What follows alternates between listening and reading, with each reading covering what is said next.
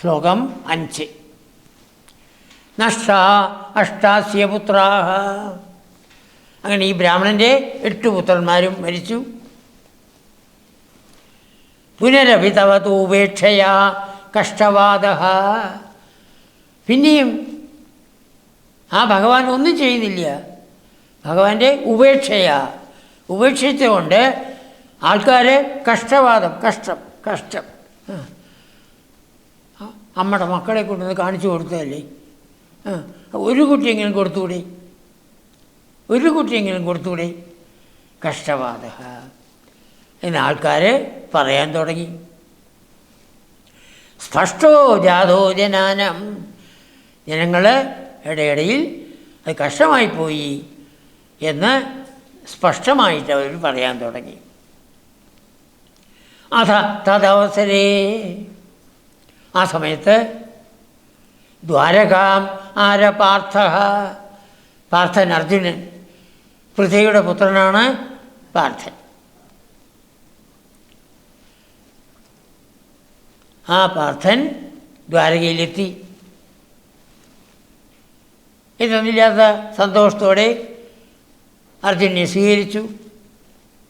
മൈത്രിയ തത്രോഷിതോസൗ. മിത്രങ്ങളാണല്ലോ. കൃഷ്ണൻ്റെ സഹോദരി സുഭദ്രയല്ലേ വിവാഹം ചെയ്തിരിക്കണേ. ആ മൈത്രീ ഭാവം. അങ്ങനെ കുറച്ച് കാലം അവിടെ താമസിച്ചു. അതാണ് നമുക്ക് ഭഗവാന്റെ പ്രേരണ. ഭഗവത് പ്രേരണ കൊണ്ട് അനേകം മാസങ്ങൾ അവിടെ താമസിച്ചു. തത്ര അസൗഷിത. അർജുനൻ അവിടെ താമസിച്ചു. നവമസുതമൃതവും, 9ാമത്തെ കുട്ടി മരിച്ചു. ബ്രാഹ്മണൻ ആ കുട്ടിയെ എടുത്ത് വിപ്രവര്യപ്രരോധം ശ്രുത്വ. ആ ബ്രാഹ്മണൻ കൃഷ്ണൻ്റെ അവിടെ വന്ന് കരയാൻ തുടങ്ങി. അപ്പം അർജുനുണ്ട്. എന്താ കാര്യം എന്നൊക്കെ അന്വേഷിച്ചു. ഇങ്ങനെയാണ് ബ്രാഹ്മണൻ്റെ പുത്രന്മാർ മരിക്കുകയാണ്. ഇത് 9ാമത്തെ കുട്ടിയാണ് ഇപ്പോൾ മരിക്കണത്. നമ്മളെന്താ ചെയ്യുക? ഭഗവാൻ പറഞ്ഞു. പക്ഷേ അർജുനൻ പറഞ്ഞു, ബ്രാഹ്മണനോട് പറഞ്ഞു, ഇവിടെ ക്ഷത്രിയന്മാരില്ല. അതുകൊണ്ട് അങ്ങനെ സംഭവിക്കണേ. നല്ല ക്ഷത്രിയന്മാരുണ്ടെങ്കിൽ ഈ കുട്ടി ഇങ്ങനെ പോകില്ല. എന്താ പറയണത്?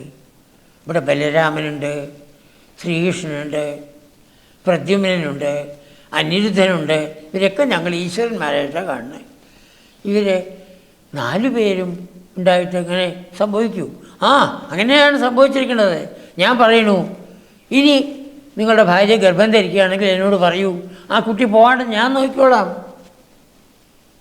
ചക്രേ പ്രതിജ്ഞാം. അങ്ങനെ പ്രതിജ്ഞ ചെയ്തു.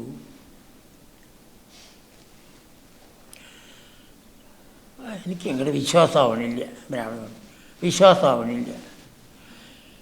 ഈ ഈശ്വരതുല്യന്മാരായ ഇവർക്ക് ചെയ്യാൻ സാധിക്കാത്ത കാര്യം മനുഷ്യനായ അങ്ങേക്ക് എങ്ങനെ ചെയ്യാൻ സാധിക്കുക? ഹേ ബ്രാഹ്മണ, അങ്ങേക്ക് അറിയില്ല, ഞാൻ ഈ ബലരാമനല്ല, ഞാൻ ശ്രീകൃഷ്ണനല്ല, അനിരുദ്ധനല്ല, പ്രദ്യുമ്നല്ല, ഞാൻ ഗാണ്ഡീവധാരിയായ അർജുനനാണ്. ഭാരതയുദ്ധം ജയിച്ചവനാണ്. അറിയൂ, പരശുരാമനോട് ശിവനോട് യുദ്ധം ചെയ്തിട്ടുണ്ട്. നിങ്ങൾക്കത് അറിയില്ല. ഞാൻ പറയണു, നിങ്ങൾക്ക് വിശ്വാസം വരാൻ വേണ്ടി പറയണു, ആ കുട്ടിയെ നിങ്ങൾക്ക് തന്നിട്ടില്ലെങ്കിൽ ഞാൻ തീയിൽ ചാടി മരിക്കും. അനുപഹൃതസുത സന്നിവേക്ഷേ കൃശാനു അഗ്നിയിൽ ഞാൻ സന്നിവേക്ഷേ ചാടും. എപ്പോൾ? അനുപഹൃതസുത, ആ സുതനെ കൊണ്ടുവന്ന് തന്നില്ലെങ്കിൽ. അപ്പോൾ വിശ്വാസമായി, ബ്രാഹ്മണന് വിശ്വാസമായി. അദ്ദേഹം ഗൃഹത്തിലേക്ക് പോയി. അങ്ങനെ മാസങ്ങൾ കുറച്ച് കഴിഞ്ഞു. ഭാര്യ വീണ്ടും ഗർഭിണിയായി. പ്രസവം അടുക്കാറായി. ആ സമയത്ത് ബ്രാഹ്മണൻ വന്നു, അർജുനെ വിളിക്കാൻ വേണ്ടി വന്നു. പറഞ്ഞിരുന്നു, എന്നോടെ അറിയിക്കണമെന്ന് പറഞ്ഞു. അങ്ങനെ വന്നു, വിളിച്ചു. മട്ടുപ്പാവിൽ നിൽക്കുകയാണ്.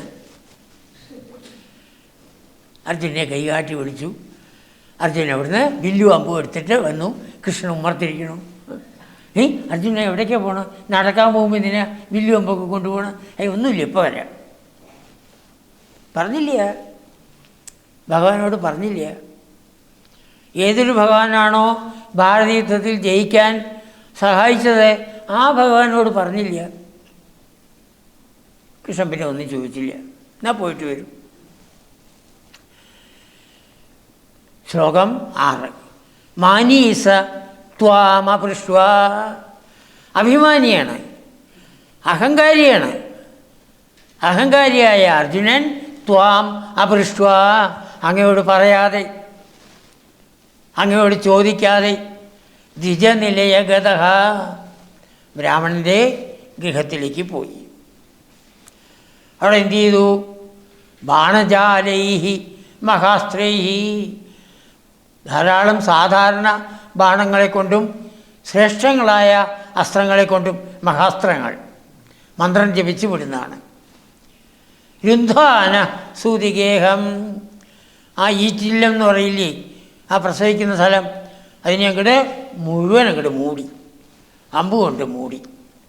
ഇനി എവിടേക്കാണ് പോകാൻ നോക്കട്ടെ.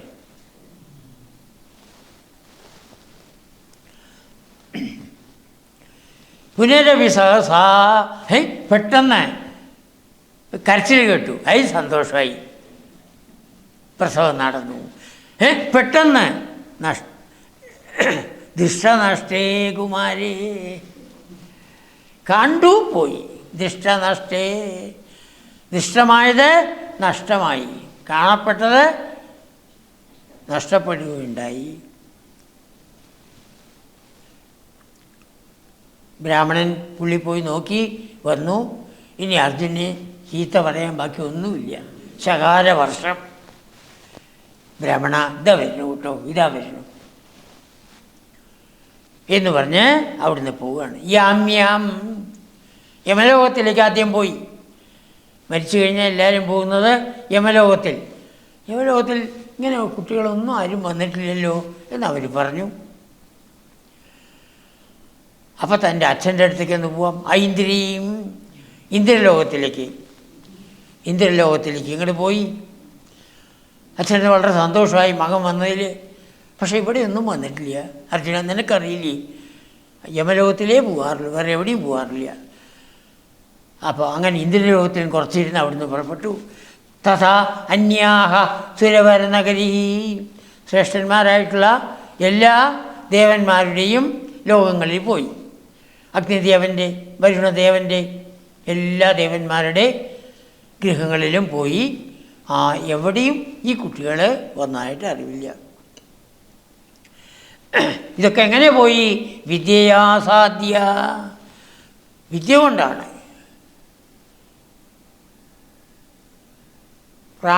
പ്രാണനെ നിയന്ത്രിച്ചിട്ടുള്ളതായ വിദ്യകളാണ്. ആ വിദ്യകൾ കൊണ്ട്, യോഗവിദ്യ കൊണ്ട് ഈ സ്ഥലങ്ങളിലെല്ലാം, യമലോകത്തിൽ, ഇന്ദ്രലോകത്തിൽ, മറ്റ് ദേവന്മാരുടെ ലോകത്തിൽ ഒക്കെ പോയി. എവിടെയും കുട്ടിയെക്കുറിച്ചുള്ള വിവരം കിട്ടിയില്ല. മോഹോദ്യോഗ, ഉദ്യോഗം പരിശ്രമം, ആ പരിശ്രമം മോഹം, നിഷ്ഫലമായി. ഇനിയിപ്പോൾ എന്താ വഴി? ബ്രാഹ്മണനോട് പറഞ്ഞതാണ്, കുട്ടിയെ തിരിച്ചു കൊണ്ടുവന്നില്ലെങ്കിൽ ഞാൻ അഗ്നിയിൽ ചാടും. അങ്ങനെ വിറകൊക്കെ കൂട്ടി പതിഷ്യൻ ഹുതഭുജി, അഗ്നിയിൽ വീണിട്ട് എന്ന് പറഞ്ഞിട്ടുണ്ട്, പക്ഷെ വീണിട്ടില്ല. അഗ്നിയിലേക്ക് ചാടാൻ വേണ്ടി നിൽക്കുമ്പോൾ ഭഗവാൻ വന്ന് പിടിച്ചു, കൈ പിടിച്ചു. ഭവതാ സസ്മിതം വാരിതോ ഭുൽ, ചിരിച്ചുകൊണ്ട്. എന്താ അർജുന ഇത്? ഞാൻ ചോദിച്ചില്ലേ എവിടേക്കാണ് പോകണമെന്ന്? എന്താ എന്നോട് പറയാതിരുന്നത്? വരൂ, ആ കുട്ടികളെ അന്വേഷിക്കാനില്ലേ, ഞാൻ കാണിച്ചു തരാം. അങ്ങനെ അഗ്നിയിലേക്ക് പതിക്കുന്നതിനെ തടഞ്ഞ് അർജുനെയും കൊണ്ട് ഭഗവാൻ അനേകം ലോകങ്ങളിലേക്ക് പോയ അർജുനനെ വൈകുണ്ഠത്തിലേക്ക് തന്നെ കൊണ്ടുപോവുകയാണ്.